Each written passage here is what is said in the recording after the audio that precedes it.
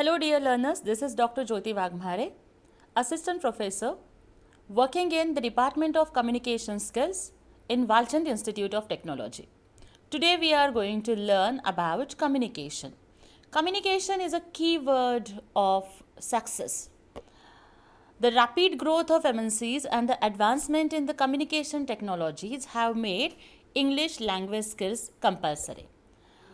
English is just a language, but communication is an art. And the art of communication is the language of leadership. So, if you want to become the leaders, if you want to achieve goals in your life, if you want to live happy and satisfactory personal and professional life, then communication skill is must. And today we are going to learn what are the characteristic features of communication and how to make your communication effective. The learning outcome of this session is, at the end of this session, students will be able to understand the definition, type and process of communication. Now let us see what are the features of effective communication. Communication for humans is akin to breathing. Means as human beings cannot live without oxygen, similarly they cannot live without communication. From the first cry of the baby to the last breath of a person, communication is an essential part of life. Whether do you use words or not, but always we communicate with each other, and communication is a strong bond among human beings. However, good communication is an art and that has to be developed and owned. There are 7 C's of effective communication. If you want to make your communication effective, then you have to learn all these 7 C's. Then let us see. The first C is clear, concise, concrete, coherent, complete, courteous and correct. The first quality of an effective communication is it should be clear. It should be crystal clear. Any spoken or written communication should state the purpose of message clearly. Means your communication should be reader or listener friendly. The language should be simple. Sentences ought to be short as the core message is lost in long convoluted sentences. So when we say that communication should be clear, then we mean that there should be clarity in communication. No confusion should be there. Each idea or point must be explained in a separate bulleted points or paragraphs. And if you are using the bullets and the separate paragraphs, then it will be easier for the reader to grasp the intent of the communication. The second quality of good communication is it should be concise. It should be brief. Clarity implies emphasizing on specific message or goal at a time rather than trying to achieve too much at once. An effective communication must be concise, it must be brief, because in today's busy world, nobody have time to read the lengthy emails or to listen the lengthy speeches. So, brevity is the essence of business communication. If you are brief, then you are best. And it is the quality of a good communicator to convey more meaning in less words. That the main content can be lost in elaborate details. Avoid using too many irrelevant words or adjectives. For example, you see, I mean to say, or I can, etc. And please ensure that there are no repetitions in your spoken and written communication. So if you are using more words, if you are verbose, then it will result in confusion. Try to impress your listeners and readers with minimum words with maximum meaning. Concise communication provides short and essential messages in limited words to the audience, so it will be easy to comprehend. Concise message is more appealing and comprehensible to the audience. The next quality of a good communication is that it should be concrete. The abstract ideas are difficult to understand.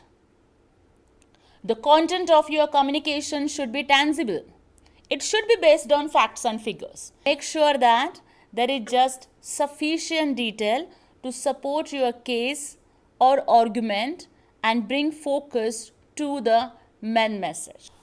Concrete communication implies being particular and clear rather than fuzzy and general. Concreteness strengthens the confidence. It makes use of words that are clear and that build the reputation. Concrete messages are not misinterpreted. The next quality of an effective communication is it should be coherent. Coherence in writing and speech refers to the logical bridge between words, sentences, and paragraphs. Main ideas and meaning can be difficult for the reader to follow if the writer jumps from one idea to another and uses contradictory words to express himself. There should be a coherence in communication, means each and every idea should be logically connected with each other. The key to coherence is sequentially organized and logically presented information which is easily understood. Organize your ideas logically. The next quality of effective communication is it should be complete.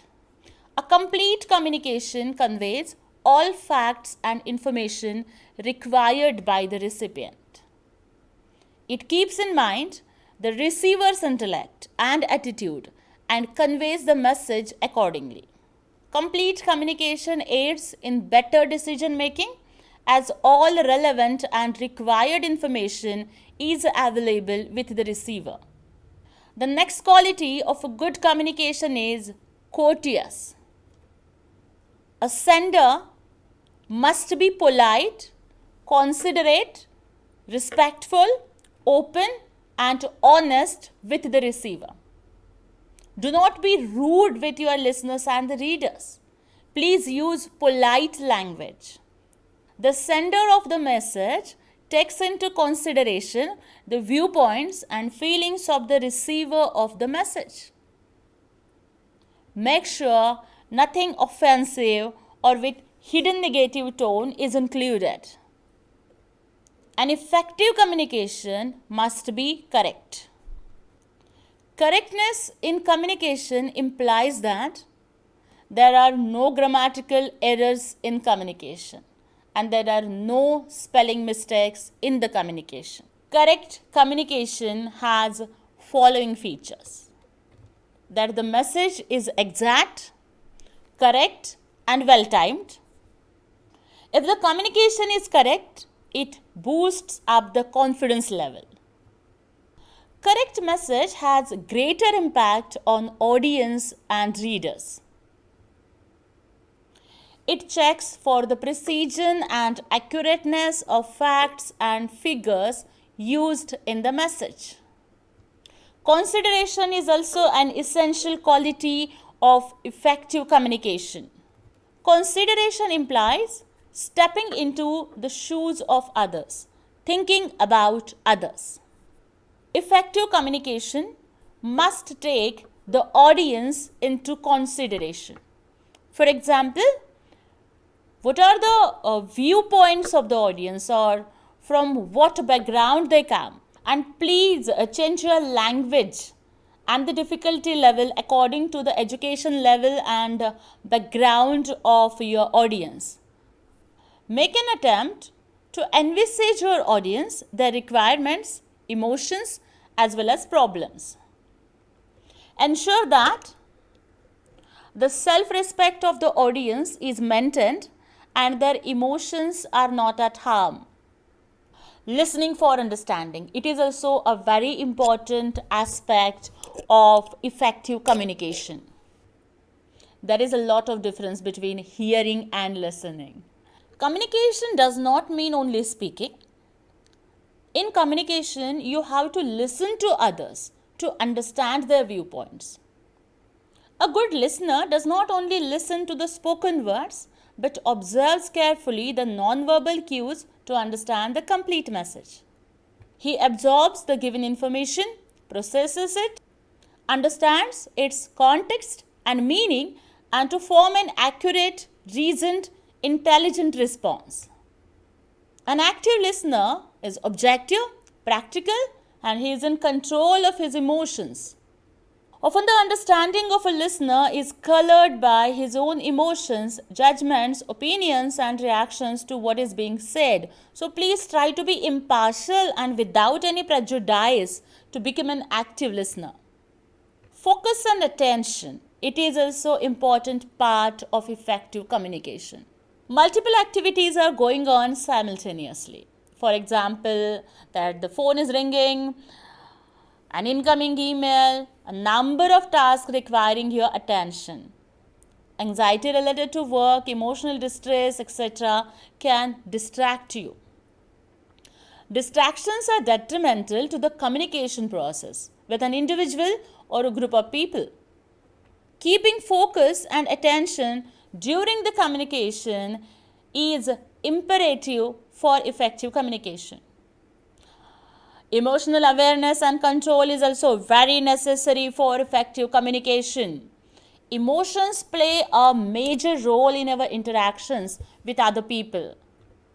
Intense emotions can undermine a person's capacity for rational decision making. Then please try to be cool. Try to control your emotions. Emotional awareness is a necessary element of good communication. Managing your own and others' emotion and communicating, keeping in mind the emotional state of others helps in smooth interaction. These are the references I have used to make this PPT. Thank you. Keep learning, keep growing. Wish you a very happy learning.